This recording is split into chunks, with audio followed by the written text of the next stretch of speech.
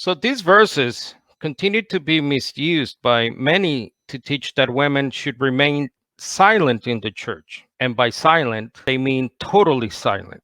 No prayers, no nothing, as we say down here in the South. But Paul says that God has given gifts equally to men and women. And there's really no evidence that the spiritual or charismatic gifts, for example, listed in this passage in 1 Corinthians 12, apply only to men. For example, as you can see, Paul says, one is given this, to another is given that, and the body is one with many members, and so on. And then in 1 Corinthians 11, Paul wants women to pray and prophesy as long as they do not dishonor their husbands. And you can compare this to Peter's sermon on the day of Pentecost in the book of Acts, where he says that your sons and your daughters shall prophesy.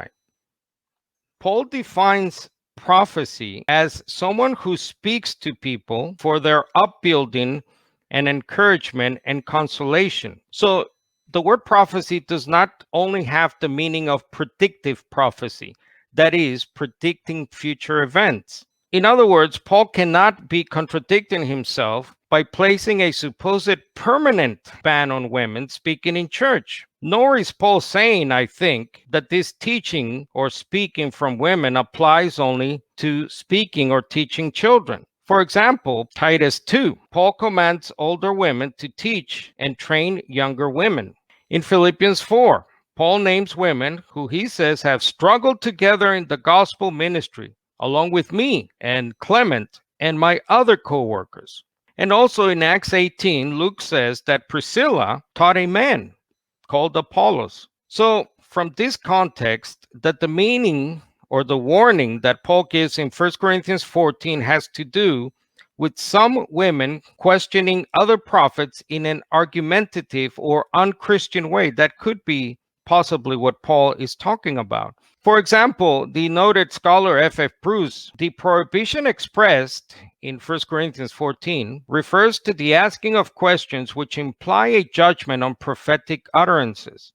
So at least their context suggests. This is in agreement with many other Bible studies, Bible commentators, and scholars. For example, the New English Translation Bible, on their comment on 1 Corinthians 14, verse 34. The better suggestion is to relate it to the preceding regulations about evaluating the prophets, as Paul said in verse 29. So this could explain the disorder Paul is alluding to and why the issue is specific to women only.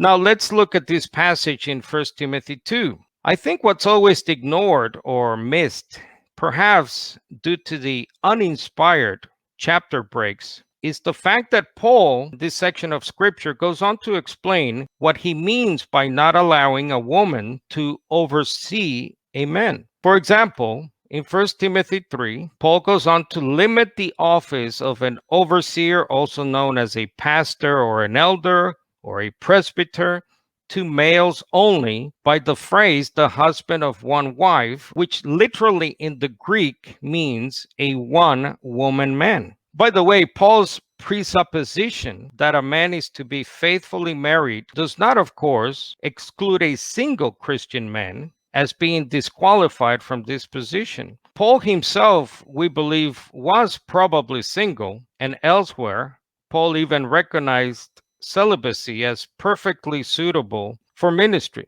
The ESV Study Bible note on 1 Timothy 2:12 explains that since the role of pastor, elder, or overseer is rooted in the task of teaching and exercising authority over the church, this verse would also exclude women from serving in this office, and that's what Paul goes on to talk about in the next chapter. Thus, when Paul calls for the women to be quiet, he means quiet with respect to the teaching responsibility that is limited in the assembled church. Paul elsewhere indicates that women do speak in other ways in the church assembly. See 1 Corinthians 11:5. And also, Paul is likely in the Corinthians passage forbidding women to speak up and judge prophecies. This is the activity in the immediate context.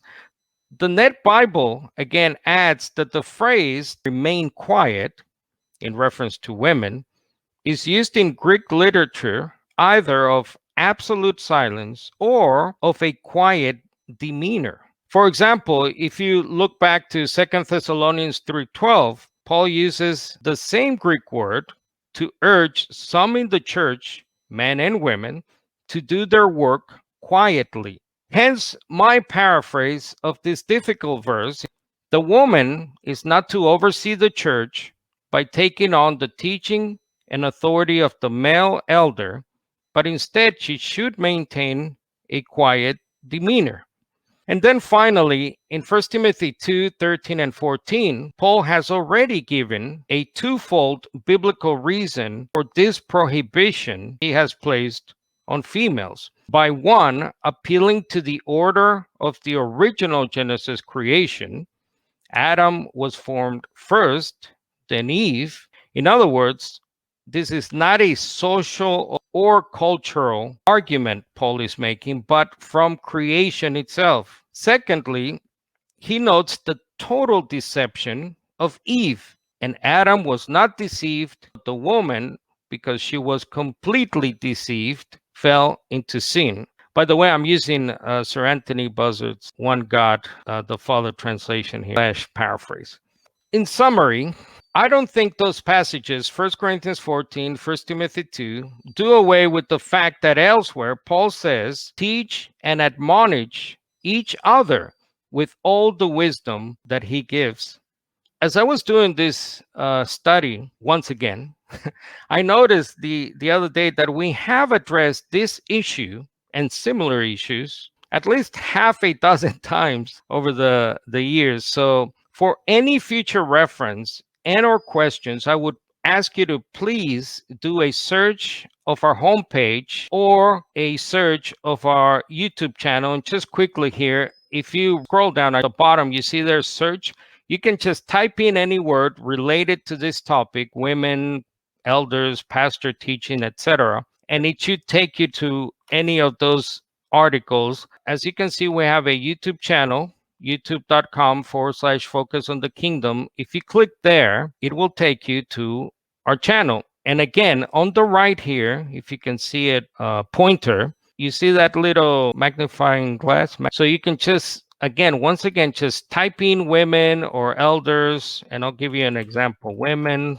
So we have women, teachers, pastors, prophets. According to Paul, are women to remain silent in church, and all references to women. And then there's another one: ordination of women in the Church of God General Conference. That's a very important one, by the way.